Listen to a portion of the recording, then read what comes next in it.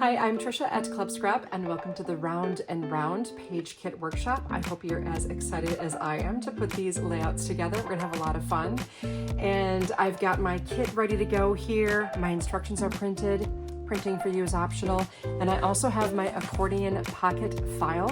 Now I designed this little device several years ago and I actually have a video workshop to help you make one of these for yourself to stay organized. If you don't have one right now, totally okay. Just maintain 4 separate piles with all of the items we're going to prepare for those 4 double-page spreads. And I will share a link below in the description of this video so you can pick up a starter kit and make this for yourself from just 3 sheets of 12 by 12 paper. I'll help you every step of the way. Now, the lip of this fits right underneath my trimmer base. And speaking of trimmer, I highly recommend this guillotine style trimmer. It just works faster. It's a self-sharpening blade, so you never have those frayed edges. Really a nice unit here. I'm going to set aside all of the ribbon, those little D-rings and brads, the enamel sticker dots. I'm going to isolate just the papers that came in the kit. The rest can maybe stay in the bag the kit came in. And I've got my instructions here. So I think for starters, let's go ahead and sort out the photo mats to their appropriate pocket representing the page or the pile, whatever you're working with. So I'm going to first grab 3 gold photo mats. Now the gold is going to be the pieces that have that deeper felt finish on them, nice texture. There definitely is a right side and a wrong side to these photo mats, and it won't matter what side's facing up until you start sticking things down onto your layouts. So all 3 of these gold mats go in pocket 1 and 2. Again, pile 1 and 2 is the option. Next up, grab 3 sky blue. The sky is going to be the lighter shade of blue. Those go in pocket 3 and 4. And that will be along with 1 of these dusty blue photo mats, also pocket 3 and 4. Next, 3 manila colored photo mats for pocket 5 and 6. And the remaining 2 dusty blue photo mats in pocket 7 and 8. Now what I'd like to do is put all of the papers that came in your kit in the order that we're going to be preparing them. And the first sheet I want you to find is probably going to be near the back of your pile, the way it was collated anyway by our dear Deb at the warehouse here. There's going to be a sheet of printed die cuts. You can see there's a lot of circles on the sheet. It's got kind of a heavy pattern around the outside edges. So just take that one piece and put it face down on top of your trimmer. And then I want you to find 1 sheet of the small pattern print. So this is considered small compared to the other print. So that's what this one is. Put it face down on your trimmer and then find the large pattern print. That's this one with a great big blue circle on the edge. Put that face down. Next, find 1 dusty blue. And if you remember from the photo mats, this is going to be the darker shade of blue. 1 sheet of the gold that has that felt finish on it. I'll put it felt side facing down, wrong side facing up. Again, going to the back of your stack, you're going to find 2 sheets of Cutaparts. The one I want you to find first has this larger strip on the left edge. A good friend knows all your stories. A best friend helped you write them. That'll go face down. And then the final sheet of Cutaparts here. This one says, "A picture is worth 1,000 memories." Indeed. Next up, let's find 2 sheets of the sky blue plain. 1 of the small pattern prints, that's this guy again, put that face down, and then 1 of the gold plains. Then a large pattern print, the dusty blue, and the last 2 remaining pieces will be your manila plain. All right, that's every sheet that should have been in your package. And I'm going to flip the pile back over to the top where we will begin with that sheet. Let's start by placing this right side up into the trimmer, and I want you to cut at 11.5. And that's going to give us this little printed border strip here. And I simply want you to add that to pocket 3 and 4. Now you have all of these shapes on here, so I'm going to pop them out. Now, one of the things I want to mention is that this is a traditional, very traditional die cut. It's cut with a die that was made by a die maker, and the die maker intentionally puts little notches in the die on usually 4 spots on each of these circles so that all the circles don't fall out of the sheet when they die cut it, okay? But it's up to you if you want to maybe use a craft knife to finish the cut on those marks. That can give you a much cleaner removal of this piece. And you can pause the video while you do that, or you can take scissors later on and smooth the edges, or if you don't care, just pop them out, okay? I'm gonna do the pop out and file method right now. So this large circle from the upper left corner, that goes in pocket 1 and 2, and I'll go down this column. Today is full of possible. That one goes in pocket 5 and 6. Now this next one is a double, an outer and an innie.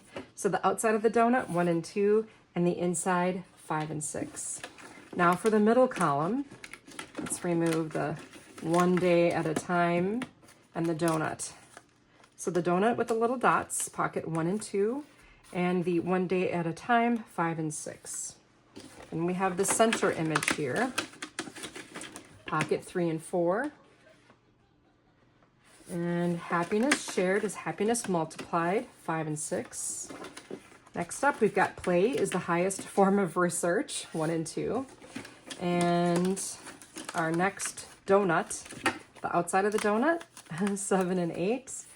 I will never fit in. That's one of my best qualities, 5 and 6. And here we have our last circle. Life is a circle. The end of one journey is the beginning of the next. Pocket 3 and 4.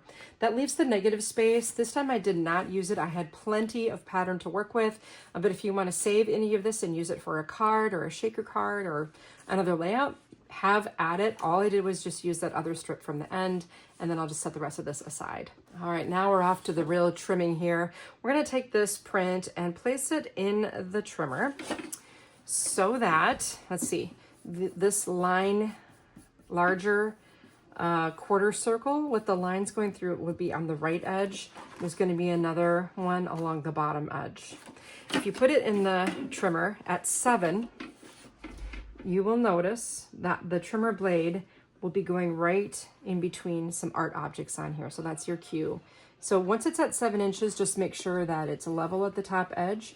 Push firmly on the clear bar, give it a slice, and you just separated the 2 pieces. These are awfully big and they're used in layouts 1 and 2. So I'm gonna have you not file these, but place them on the bottom of the stack of papers you have. And I typically keep my stack of untrimmed papers to my left and my instructions on my right. So this next piece, place it in the trimmer with that great big blue circle going across the bottom edge of the print, and we'll cut it 9. Once again, you'll see that we're subdividing this print into logical sections. Now rotate the paper clockwise, okay? And then cut at 8 3/4. Again, taking off a logical section, leaving us with this almost square. That's gonna go in pocket 7 and 8. Then you have this, let's see, what size is this? 3 1/4 by 9. That goes in pocket 3 and 4. And you have this longer strip also going in 7 and 8. Now be mindful that the paper is 12 inches wide, so is the file folder if you're using it. So what I like to do is just place it in there at an angle so it peeks out on the right edge, but I can still see the numbers on the file folder on the left. Now we're moving on to page 2 of our instructions, and we're going to make a series of really narrow strips by trimming at really large numbers. So our first cut here is at 11 3/4. Once you find that measurement, which, you know, if you need a quick review here, 11 plus 1, 2, 3 columns to the left of the 11 grows that number to 11 3/4. Then 11 1/2,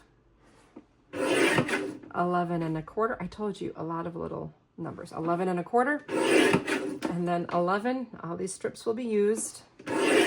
Now we're moving all the way down to 10 1/4. So that's 10 plus 1 column left.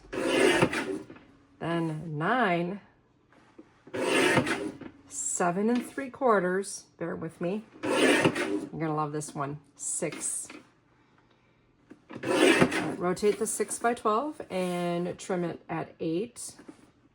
Always make sure you push on the clear bar and that you allow the paper to pile up without moving it. And 4, okay. So that gives me a series of 3 photo mats that are the same size. 2 of them are going to be placed in pocket 1 and 2, and then the last one, 3 and 4. Now I have a series of strips. I'm just going to see if I can pick them all up in the order they landed.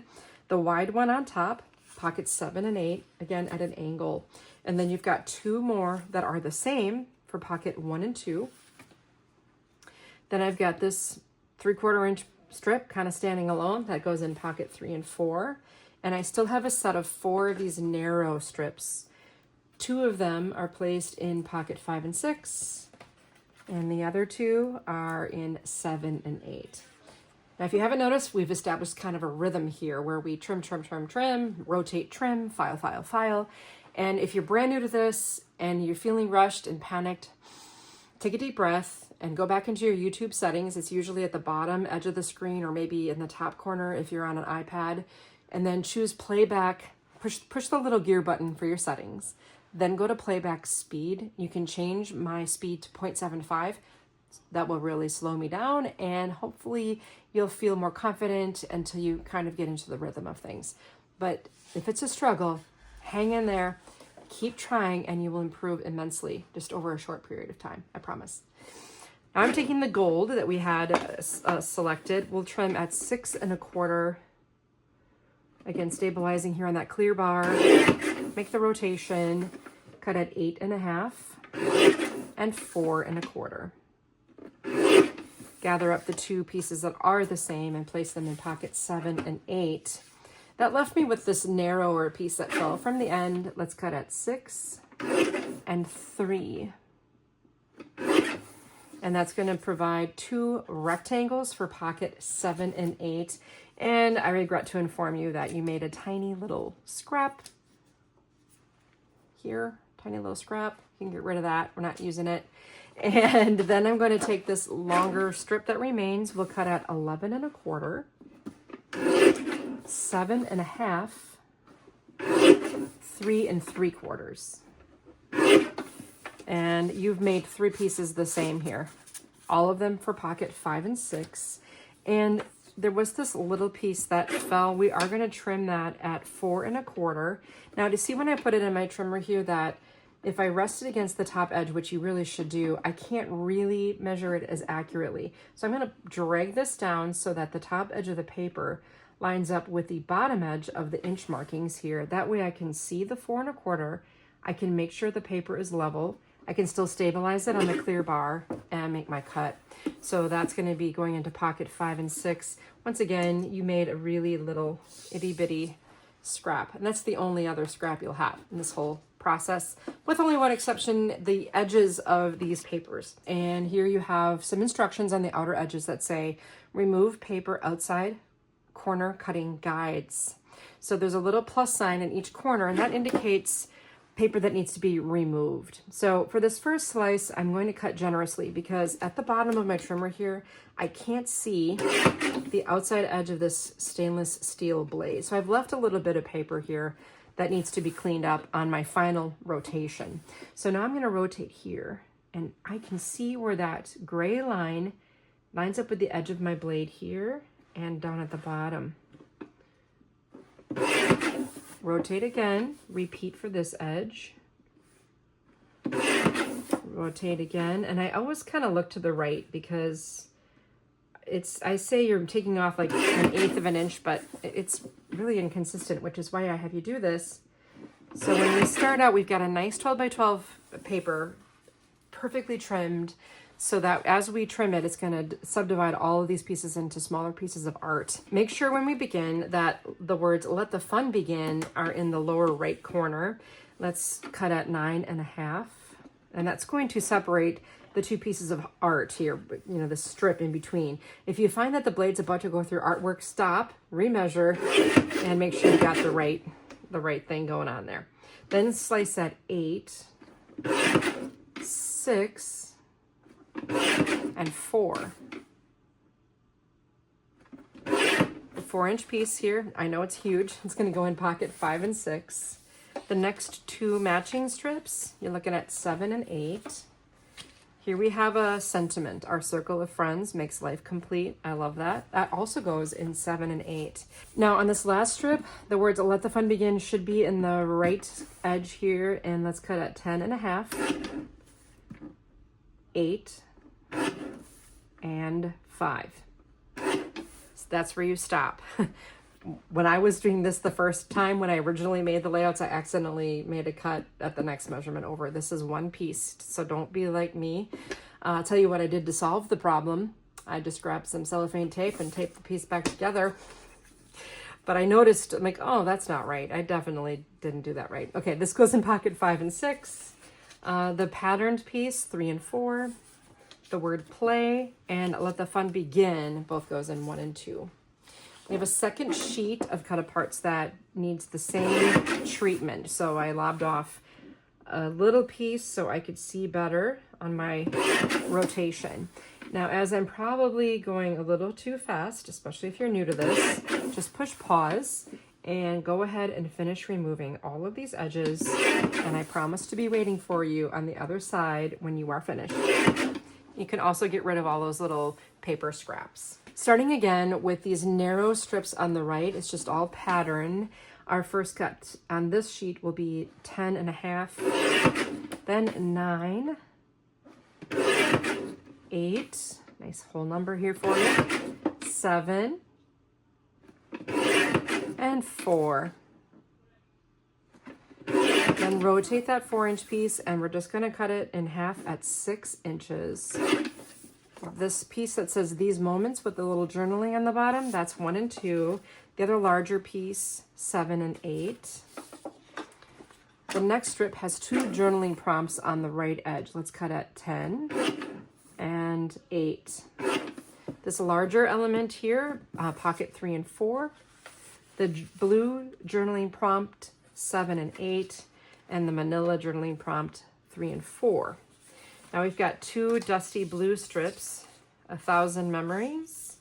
A picture is worth 1 and 2. And then we have the 2 matching strips going into pocket 3 and 4. And that indicates, because there's nothing left over here, that we have reached the end of all of the trimming required for all 8 layouts. Everything is in our accordion pocket file. So as you lock your trimmer blade, make sure you support your accordion pocket file before you separate it from the trimmer, because the trimmer is designed to hold it upright. And I would hate to have things falling on the floor. So I'll set aside my trimmer, set this aside on its back, and we still have all these papers sitting here. So let's get these sorted out. I'm gonna stack everything neatly together, remembering that we still have the print here on the bottom of the stack. That's fine. Take the entire stack of papers and place it to the left of the center of your workspace. Then pick up just the top sheet, and in this case it's light blue. Slide it over to the right so that you have literally created a spread, a double page spread for pages 7 and 8. Now I didn't say 1 and 2. What we're going to do is assemble these pieces from layout number 8 to layout number 1. So once we dry fit all of the pieces from the pockets onto the pages, we won't be sticking things down at this point. Page 1 will be on top. And then you can go back and glue everything down or stick it down or tape it down, whatever you do, independently of me. And also, though, while we're going through this, I'll give you a lot of different tips that'll all be available to you on this video anytime. And plus you have access to these instructions as well. And of note too, I marked the chapter headings in the YouTube video. So if you come back later and just have a question about what I did on pages 2 and 3 or 1 and 2, you can jump to that spot in the video and get right to it. I like to help you save your time. So I'm going to look at the bottom of page 4, layouts 7 and 8 for my assembly guide here. And I will empty the contents of pocket 7 and 8. And there's quite a bit in there. I do like to distribute the items from the pocket from my hand rather than from a tabletop, just because it's a little bit more efficient. And in case you can't tell, I like to be efficient. So this large square piece, that's going to go into the lower right corner of the left page with about 1/4 of an inch of margin visible on those edges. Then we have this fun pattern border strip here, and right next to it, to just kind of create a little bit of a anchoring color here, I'm adding a strip of that dusty blue. Now above this, there's going to be a wide border strip and our title, our circle of friends here. Moving from that side for now, I'm going to add the other portion of that print to the right edge of the right page, and then across the bottom, I'm reflecting this border strip down over here, and also the little dusty blue strip above it. Now I've got some gold photo mats here, so I'm going to place those horizontally into this space. And do you see how this sort of creates a frame around it? And then one larger dusty blue mat here, along with this guy. You'll have a dusty blue here, and then two smaller. Now you've got this little ring, which I slid onto the strip. I did ink the edges of this with our caramel ink to kind of make it pop a little bit. That's totally optional. And then you have your journaling prompt over here. One of the things you might notice is some rounded corners on corners that are currently square. I've got a 3-in-1 circle punch or corner rounding punch here, and it has 3 different radius. Radii? Is that plural for radius? I think so. I don't know. R10, R4, R7. Obviously the larger number here gives me a larger radius, so I'm just going to go ahead and clip off the corner of that piece on the R10. I'll do the same thing on this upper left, and then on this one I'm going to do the lower right. This kind of follows along with the art motif that we have here. I really love that. And then I'm going to R10 just the upper left corner of this and the upper left corner of this one. Now, if you don't have a corner rounder, no worries. I'll put a link to this in the description while I still have it in stock. I think one of the first things I ever bought in the early 90s when I started scrapbooking was a corner rounder punch from Creative Memories. It was just like 1 radius. You can use that too. It's going to look fabulous. They also make a corner chomper as well that has a 1/2-inch radius. That's really nice. So that's the basic premise of these 2 pages. I'm going to show you my finishing touches here now. Nothing too overly complicated. I wrapped the jute ribbon included in your kit around this, I think 3-ish times, tied a little bow. You can put a picture in this spot if you want to highlight more photographs. Of course, that's the main goal of our scrapbooking, is adding photos, but I like to have some of these elements finished with artwork just in case you're shy on enough pictures for the double page spread. Then add the 3 enamel dots to the queued up places for you there. And on the facing page 7, I've got a series of dark, medium, and light, dark, medium, light, dark, medium, light. Those little round guys added right here. And everything else is pretty straightforward. You see the warmth added to the edge of the little donut. And again, that was with Club Scrap's brand new ink color called Caramel. And I used a little sponge ink applicator to add that to the edges. Nice and soft look there. Love that. And that is 7 and 8. So now I'm going to take the light blue base page here, slide it over to the right, and then take one more sheet, slide that to the right, and that will give me the base for layouts 5 and 6. So enter in the accordion pocket file or your pile that you've hopefully labeled 5 and 6 so you know what's going on. And once again, I'm distributing these elements whenever possible from my hand. If you can't do that, it's okay, but what you'll notice is it just takes a little bit longer to like grab the piece, slide it off the table. Ugh. Okay, so I've got this larger strip here on the left, and I'll flank it on the left and right edges of that with, see how nice that looks? Like if I didn't have that, and then I do have it, it just kicks it up a notch. I like that. Manila's gonna be framed up here. 2 of the mats will be horizontal, and then 1 will be vertical here. You also have a series of these 3 gold, so I'm going to have you distribute those equally distanced apart on the right edge. Not left with much. Here we have a journaling prompt. We have this decorative circle. It's going to tuck in right there. If you want to ink the edges, you can. Here we have another circle with I will never fit in. That's one of my best qualities. Kind of have them overlaid like that. Now over here, I took this 4 1/4 inch strip and I just went in on the R4, rounded those corners, and topped it like a little cap, like a little end cap. This kind of got tucked behind, and this kind of got put on top. I mean, seriously, I don't think it gets much easier than this, but these layouts are so fabulous. Here I've got 3 little enamel dots accenting. Oh, and I did pop this up with some foam adhesive circles. I'll add the link to those little circles down in the description. And then on the facing page, I took this beautiful gold ombre ribbon and I added it to, I made a 3-part bow here and added it just below the title of the page. More caramel ink. I'll put the link in the description for that. I do have a video, Ribbon Basics, a video as well. So if you're unfamiliar on how to make a 3-part bow, I'll add that video to the description so you can watch it. I've got, I don't know, 13 different ways to use ribbon on your pages. It's a great little video. Check it out. Layout 5 and 6. I mean, that was speedy quick. Love, love, love. Now, pick up the base of this page. That was 5. We're going to slide, but we also have to turn backwards in our instructions now to page 3. We're looking at the bottom of layout 3 and 4. And I equate this to kind of working on a jigsaw puzzle. Like when I love jigsaw puzzles, and when I do them on my kitchen table, I have all the pieces and then I have the box. This is the box. These are the pieces. All right, in pocket B, all sorted out, and it's so easy because it's like all the edge pieces. I always put my edge pieces together first. Do you do that? Get your frame done. All right, here we go. I'm gonna take this piece right here and place it in this upper left corner. I did round this on the R10.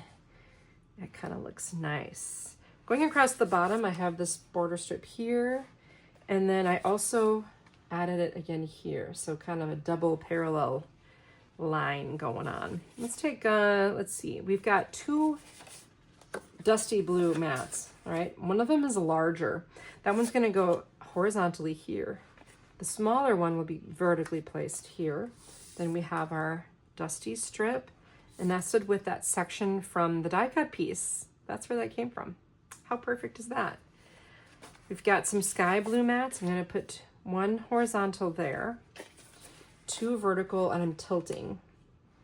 Watch for tangents. You don't want the corner of this mat, for example, to touch the corner, the edge of your paper. That's a tangent. So if I do this and this, that's a tangent. Something I see a lot of people do is this on their scrapbook pages. Doesn't feel right to me, and that's because it's creating a tangent. And so what I like to do if I'm tilting is I overlap slightly, tilt slightly, one higher, one slightly lower, and that tends to resolve all of those problems. Above it, I'll add the title. Looks so nice there. And here I kind of got a double. So I'm using this pattern as a backdrop for my journaling prompt. I added the circle kind of down in here too. I just love the flexibility of this. And then here we have another circle on the right. I've got these little D-rings. They have a hole and then on one end and a ring on the other. And that kind of, there's a little flap in there. You can pull up on it and slide it onto your paper piece. And then come through, pierce a hole through that. And I've included the gold mini brads so that you pierce the brad through the paper, spread the prongs on the back, and then you can add ribbon to this and wrap it around the edge of your page. Let me show you. Here we have layout number 4. My ring is added just as described, looped that gold ombre ribbon around it, and taped the ends on the back. Everything else very straightforward. Layout number 3, I did a little, the same type of thing, 2 of the D-rings on the edge of that title, and wrapped that gold grosgrain ribbon around to the back. Here I doubled up on the same 2 ribbons used throughout the page. So I took a slot punch, that'd be one of these guys, and I just make a little slot like in the top of this piece, and that gives you a nice way to just add a little piece of ribbon there. I'll just take care of that right now. So you add this, you can tape the end on the back, and then you go in with your gold ribbon and you make a little knot like that, trim the end at an angle, and you tape that, you glue dot it or whatever. Isn't that sweet? I mean, it couldn't be any easier than that, really. I'm serious. I love it. Okay, so that is layouts 3 and 4, clipping right along here. I'm going to pick up the dusty blue and then slide over the manila. And right underneath here, we've got some things that we need for these 2 pages. So let's just figure out, these 2 pieces were separated like this, and that's how they're going to be added to the page. So this part of it, this is a double page spread. The crack in the middle is known as the gutter. So they face the gutter of the original layout of the print is how this is going to be placed, or however you want. I mean, it's pretty flexible as far as patterns go, which is what I love about this collection. It's just so neutral. Sometimes you need a good neutral kit. Down in this corner, I can add a photo mat with this big journaling prompt. Again, if you have excessive amounts of pictures, just put them right on top of these pieces of art. I'm gonna run a sky blue strip here with 1,000 memories. Then up here, I'm gonna do the same reflection with a picture is worth. Placement will be dictated by how these play out here. I like that. Frame them up. 2 vertical photo mats here. Notice they're tilted and not tangenting. That is not a word. I don't think it's a word. And we've got play along with let the fun begin. I thought that was a good pairing. Now I've got 2 donuts and 2 pieces of art. So this donut, I'll slide onto this. So you've got to just pay a little attention to your order of assembly. So that's kind of sweet. And then on this one, slide it on as well. And you can add this guy. Ink the edges if you want. Let me show you the finished pages. Here, what did I do? I added a little enamel dot here. My final D-ring just clipped to the upper left corner of the word play, wrapped around with the ribbon, good to go. Inked my edges with caramel ink. And then on the facing page, 1 more enamel dot here, 3 cute little ones there. It's so easy. You know, sometimes you just need a set of pages that are like this.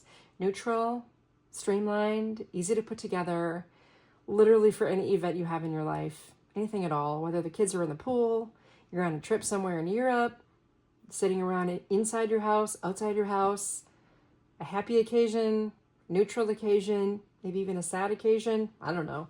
This round and round kit is just like, one of the things we like to do here at Club Scrap is just release a kit about nothing, right? That's kind of what this is. You make it about the something that you want. It's the joy. That said, that's all I have for you today in this particular workshop. If you are not yet subscribed to our YouTube channel, totally free, just hit subscribe. You'll get a notification when we come out with our new workshops, which is very regularly. And we also do live spoilers, kit previews, everything will be here on this YouTube channel. And if you're not yet a Club Scrap member, I want to just sincerely invite you to join us. It's, you know, our job to earn your loyalty, so there's no official time commitment required if you sign up as a member, but the best part is you always save on your kits quite a bit. So give us a try as a member and see how you like it. And again, there's no minimum time commitment. I want to earn your loyalty, and I'm proud to say I've earned the loyalty of many, many loyal members who've been around for over 20 years. It's really remarkable. This is way more than a club, it's a family. So come and join us. Hit that like button, leave me a comment, and I look forward to seeing you in our next workshop soon. Thanks for joining me.